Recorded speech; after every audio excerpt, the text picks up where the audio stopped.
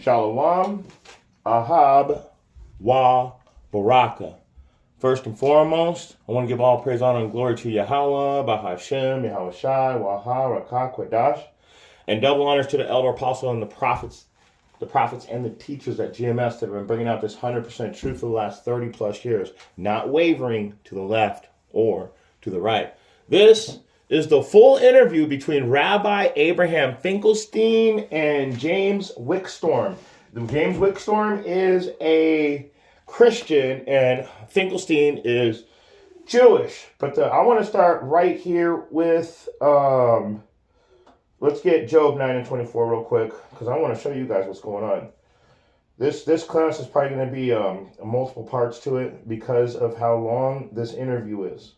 So let's start, though, right away with the book of Job, chapter 9. And we're going to go right down to the point in verse 24. And it says,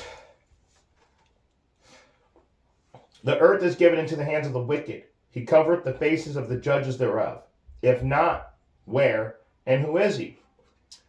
Now, we all know at this day and age who the wicked is. And we're not confused at it at any longer at this time. We know exactly who the wicked is. But I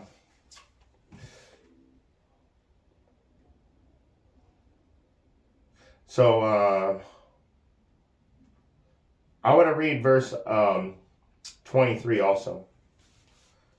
If the scourge slays suddenly, he will laugh at the trial of the innocent. So the reason why I wanted to bring that out is because these guys just don't care and they want you dead. They want you gone. But without further ado, let's get into the interview. Sure you're aware of this, right? It's your problem. You see, there's a big topic that's going around on this 6 million Holocaust that took place during World War II of the Jews at Buchenwald, Auschwitz, and different places. A lot of information has come out here, Rabbi Finkelstein, that it's all myth and it's all conjecture. Could I have your view on this? Well, everybody knows that the Jews never told a lie in the history of the world. However, whether it's 6 million or 600,000 or 60,000, it's just a number. Oh, it's just a number, but the thing that I want to get to you at is that, you know, the 1934 World Encyclopedia stated that there was only 3.5 million Jews in all of Europe. How did 3.5 million Jews populate themselves to 6 million? This is the question I'd like answered. What was it? Before he answers, I've always said this also to people. How did the same amount of so-called Jewish people get killed in the Holocaust? That same amount of people showed up in Palestine and changed the name to Israel, of course. But they all showed up there, the same amount that were supposedly taken out. Now, what he's saying is the Christian pastor, he's telling him, hey, man, in all of Europe, not just Germany, all of Europe, there was only like 3.5 million of these Jewish people. Jewish means pertaining to, but not being a real Jew. We're not going to get into that. But anyway, in all of Europe, he's saying that there was only 3 million. So how did you guys double in numbers and still have the same amount of people show up in Palestine?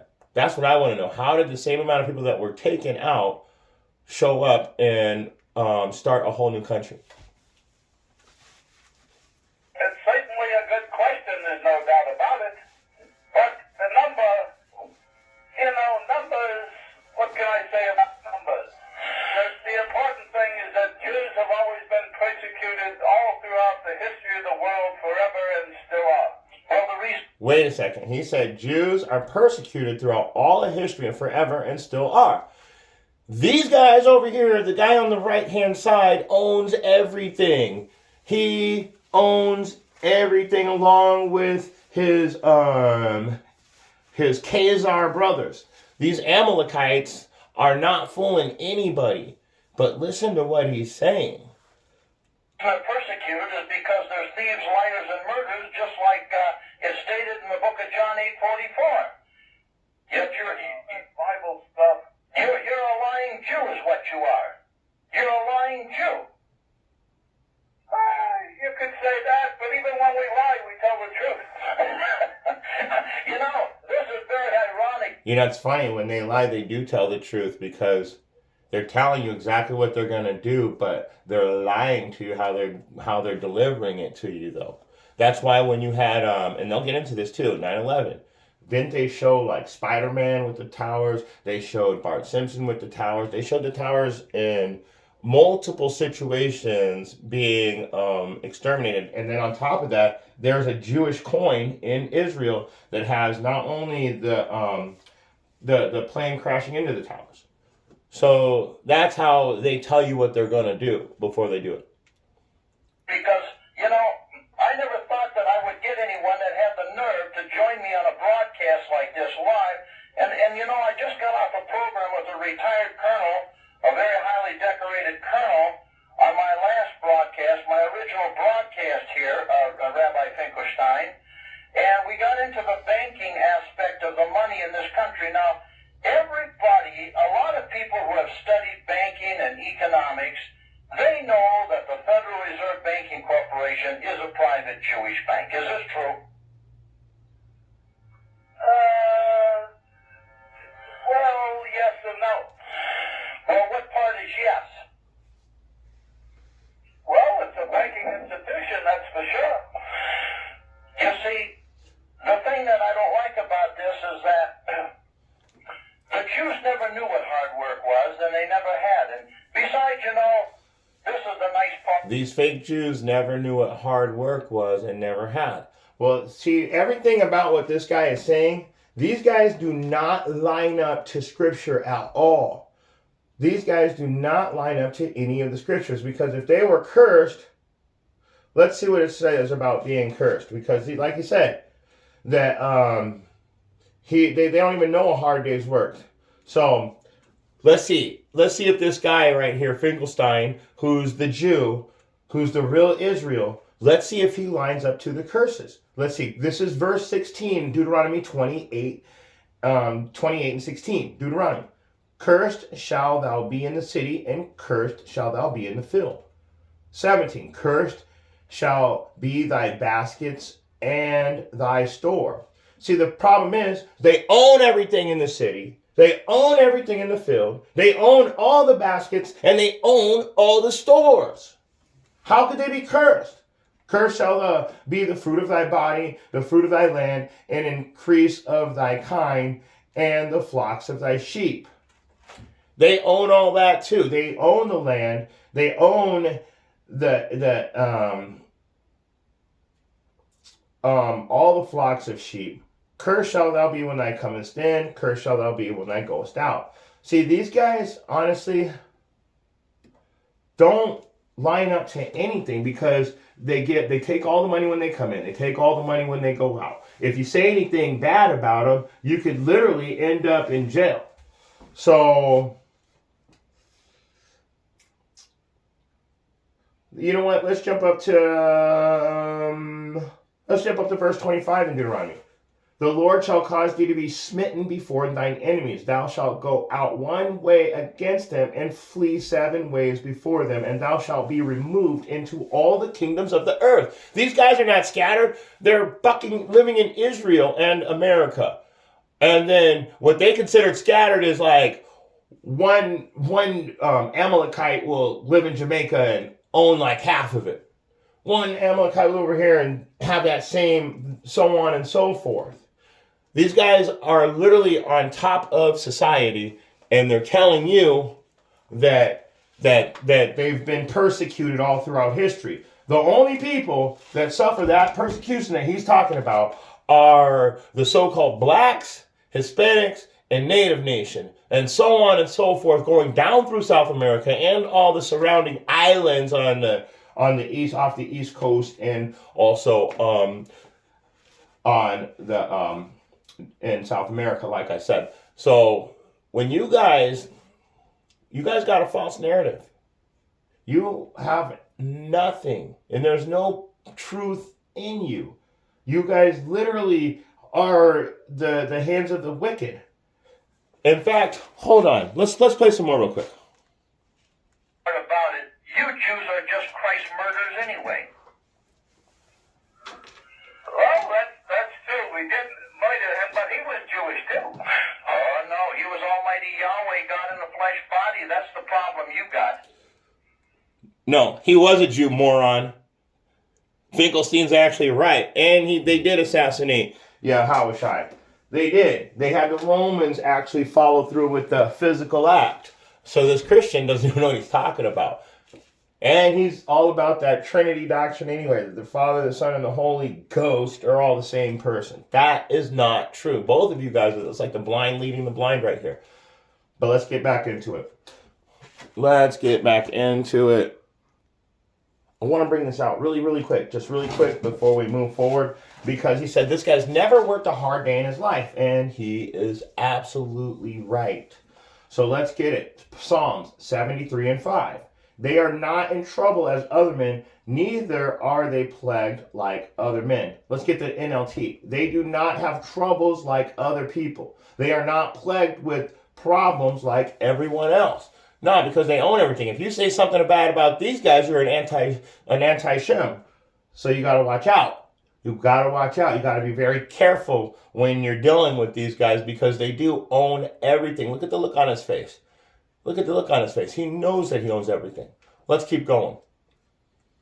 Well, we tell all the Goyim that they worship a Jew and they believe it, so what's the difference? And now that you brought up the Goyim, let's talk about that. In other words, the Goyim, correct me if I'm wrong, I know you will. Rabbi Finkelstein, a Goyim is any person who isn't a Jew. A Goyim is classified as cattle or an animal. Is this correct? Well, they are cattle because we're the chosen people. Well, yeah, you're chosen for fertilizer. That's what you're chosen for. You know, this is what the book of Enoch, the patriarch, even Yahweh in a flesh body said that all of you Jews, the descendants of Cain, are going to perish for the evil that you have done in this world. You are the destroyers and the incineraries of the world, are you not? I'll agree with that. But you see, the thing that really bothers me, He said, I'll agree with that. So he agrees that that they destroy things to get what they want. So watch this. I just want to get this really quick. I got to get this really quick because we got to go to the King James Version, Genesis 27 and 40. And by thy sword shalt thou live. Straight up, these guys are the evilest, most destructive, the most mass murderers on earth. And shalt serve thy brother, and it shall come to pass when thou shalt have the dominion that thou shalt break his yoke from off thy neck. So what does that actually say in that second part? So we know that he lives by the sword. So he destroys and conquers everything, and that's how he gets it through the shedding of blood. Where there's war, there's money. And that's what these guys thrive on. But let's go to Romans 9:12 through 13. Not by works, but by him who calls, she was told. The older will serve the younger. That's that yoke that's being broken off his neck. So it is written, Jacob have I loved, but Esau have I hated. So you guys are getting ready. Both of these guys are from the same people. That's the funny part. And that's Egyptian against Egyptian right there also. And let's get that too. And I shall put Egyptian against Egyptian.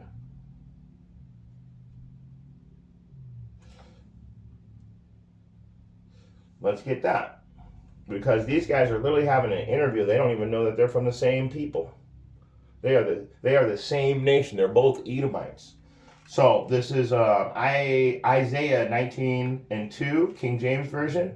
And I will set the Egyptian against the Egyptian, and they shall fight every one against his brother, and every one against his neighbor, city against city, and kingdom against kingdom. That's these two right here. These are the two Egyptians, and they don't even know that they're from the same race.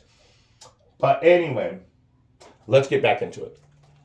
The extent of losing sleep over people like you is that all wars have been created by Jewry. They've been all set up to gain, as a monetary gain. Wouldn't you agree? It's the greatest game in the world to make some shekels. Not. And by thy sword shalt thou live. It's the greatest way in the world to create some shekels. So you see, this guy ain't joking. He's dead serious about what he's saying. Let me ask you this. You know, there's so much things being talked about with George Bush in the White House. Let me have your opinion, first of all, about George Bush in the White House. He's a good goyim. You know, he's a good goyim. You know, good boy. He's a good boy. He's a good goyim. He's a good sheep. He follows his master. Fuck. See? Remember we always told you that there was a shadow government? This dude's telling you he is the shadow government. Takes his orders from Ariel over there, and he tells him what to do, and he does it like a good goyim. Would you agree that when the Balfour Declaration was signed in England and the Jews were taken to Palestine, the land of Palestine, would you agree or disagree that there's actually more killing and there's been as much slaughter in Palestine by the Jews slaughtering and killing the Palestinians as there are of the Iraqi people being butchered in the last 12 years? And by thy sword shalt thou live. Now let's see what he says. Well, who counts? But once in a while, you gotta thin out the herd. When you own the herd, you gotta thin out the herd. I see. Population That's the control. philosophy of making money They and want to staying genocide. alive and staying ahead. They want to do genocide on the Palestinians now. And now they're finally actually fulfilling that plan as we speak. But look at this guy's face. Look at this guy on the right. He already knew that they were planning on doing this back then. That's right. Now, I'd like to... You take that Iraq business over there. We got the white goyim fighting the Arab goyim, and they're killing each other, and we're making a lot of money, and we get the oil, and we get the interest. The most important thing is the interest on all the shekels that we loan both sides. You mean usury? That's right. You call it usually. No. It's called usury. It's called usury. Deuteronomy chapter 23 and 19. Now you remember, these guys are on the same, these are the same nationality. They're the same nation. The Edomites have, I think, 12 nations also of different types of Edomites. So both these guys are from Edom, but they're different types of Edomites. So this actually pertains to them too, because he says that he's Jewish, then he has to follow the rules. And what do the rules state? Deuteronomy 23:19. Thou shalt not lend upon usury to thy brother. Usury of money, usury of victuals, usury of anything that is lent upon usury. Now, let's find out what that means. Let's go into the NLT. Do not charge interest on the loans you make to a fellow Israelite. So he's calling himself Israel, so I'm just using the laws against him right now because he's going to say that he's the real Jew. Well, you're not. And that's your brother right there. You guys are both Edomites, but if you're going to try and go by our rules, it literally tells you you can't make loans to your brother, whether you loan money or food or anything. You can't charge interest. And that's what they do to everybody on earth because they think that they're a single people. But they're not. There's 12 nations of Edomites, and these Edomites are trying to use our book to control the world. But the thing is, the shekels. We got to make the shekels. So they'll charge interest on anybody. Let's keep going. You know, there's a book out that you read, Rabbi Finkelstein, called the Talmud. Now, the Talmud refers to Christ as his mother was a whore, and listen carefully. he was a bastardized son of a Roman soldier. Is this what's being taught in the synagogues? Well, every good Jew knows that. Every good Jew knows that they teach that Yahushua is the son of a whore from a Roman. The son of a whore from a Roman. And every good Jew knows that. Watch this, guys. Let me show you something about that. That's called replacement theology. That's the whole different form of iconoclasm. Let me show you. Watch. I'll show you replacement theology at its finest. At its finest. Now, he just said Yahushua was born from a whore. That his father was a Roman. Well, that is absolutely not true. Let me get it real quick. We'll go back to the show. And Timnah was concubine to Eliphaz, Esau's son. She bare to Eliphaz Amalek, and there were the sons of Ada, Esau's wife. So,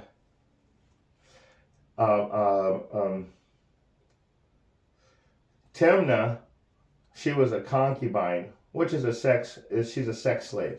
So that's what I meant. She was a sex slave. And pretty much his personal whore, if you want to put it that way. She bare to Eliphaz Amalek. So I wanted to find, I could have swore that she was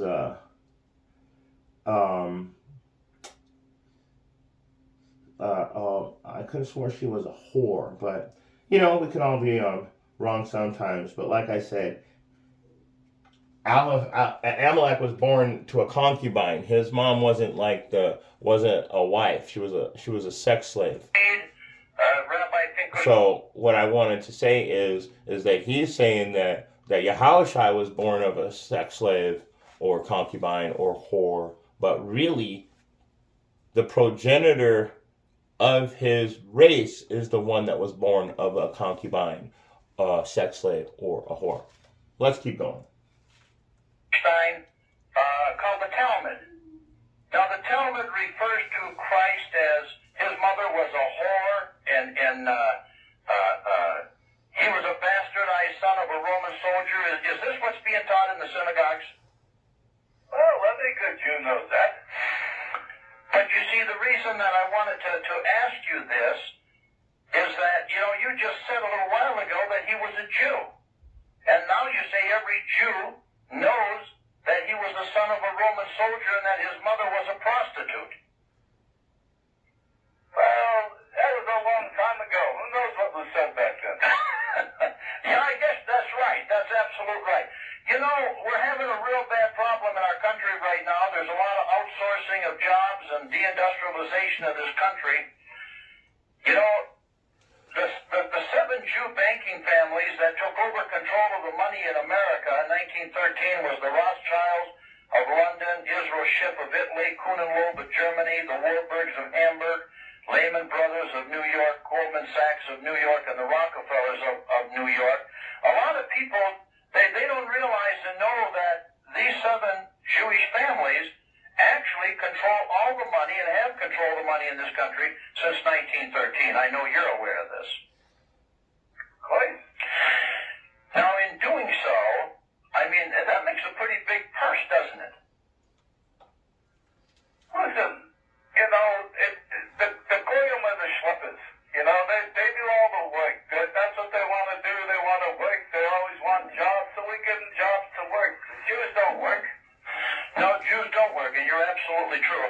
I want to get back to this Holocaust, and I want to get back to the Holocaust survivors, I want to go back to the part where they said that they don't work. So how can you suffer oppression, but you don't even have to physically do any labor? Going back to Deuteronomy chapter 28, because you know that we have to labor.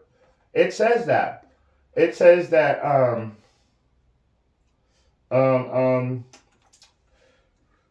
well, let me find it. Find it. Here it is. This is Deuteronomy 28:33. The fruit of thy land and all thy labors shall a nation which thou knowest not eat up, and thou shalt be only oppressed and cursed always. You guys literally just said you don't work. This literally says that all the hard work that you do is going to be taken by somebody else. That is you. You gotta get your shekels, right? So you're the one doing these things.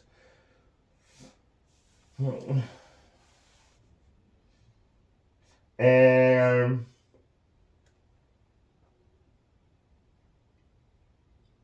let me give you another one. Verse 38. Thou shalt carry much seed out of the field. That's physical labor, homie.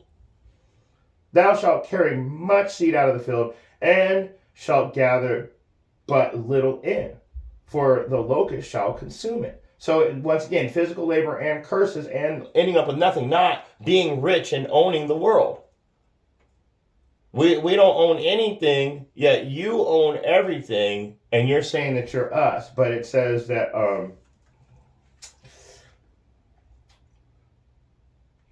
let's go to verse 43. The stranger that is within thee shall get up above thee very high, and thou shalt come down very low. These guys literally own the Federal Reserve. They just said that. And we're going to close out right there for today. This interview is really long. And we're only 9 minutes into an hour-long interview. So I'm going to go ahead and make this I'm going to make this into a couple parts because it'd take hours to go through all this, and we all have stuff to do today and tomorrow and every other day. So I'm going to go ahead and stop right there, and I want to close out with the same way I usually always close out. Revelation 22:12. Behold, I come quickly, and my reward is with me to give every man according as his work shall be. I also want to bring out this too. Obadiah. Since we're dealing with the direct Edomites telling us everything, wait till we aren't even into the interview yet. We're not even into it yet, and I'm telling you, this interview goes way, way, way deeper. So it is a must-see. You got to watch all of the episodes. This is a must-see. You must watch all the episodes that I'm about to bring out. I'm surprised that none of the other brothers have even brought out this interview before because it goes in that deep. But for right now, we're going to close out. We're getting ready for a Saturday camp in a little while, so I need to get ready for that. But let's close out right here. This is Obadiah 1:1. This is Obadiah 1:15. Obadiah 1:15. For the day of Yahweh is near upon all the heathen. As thou hast done, it shall be done unto thee. Thy reward shall return upon thy own head. And with that being said, if you got eyes to see and ears to hear, I hope you got something out of this short message. Like I said, we're going to be doing this interview all week. Shalom.